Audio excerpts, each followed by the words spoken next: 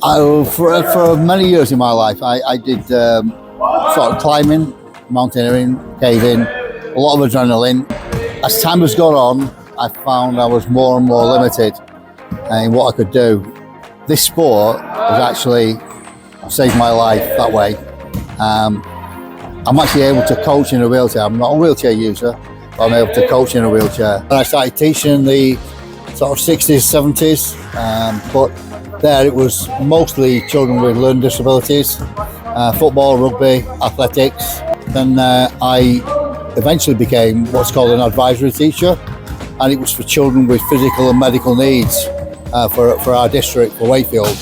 And that introduced me to a bunch of kids that actually were, when it was PE or games, they weren't doing it. They weren't with their friends, or even in the case of one school that thought it was really good at inclusion.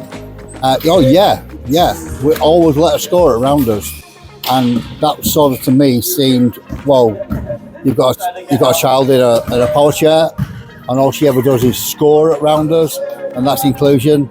Well, it isn't. So we set up a club, and we were a multi-sports club. We were still doing the athletics, the swimming, but the one thing that everybody said, Steve, can we play wheelchair basketball?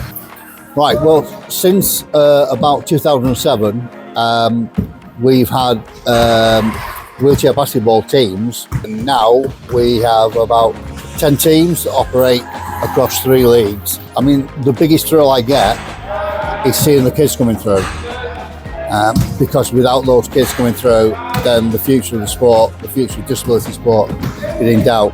So at one end, you've got the kids coming through, 5-6-year-olds, on a Saturday for our junior club. At the other end, there we go to Paris last year to see one of our former members lead the Great Britain team out in the final of the wheelchair basketball in Paris.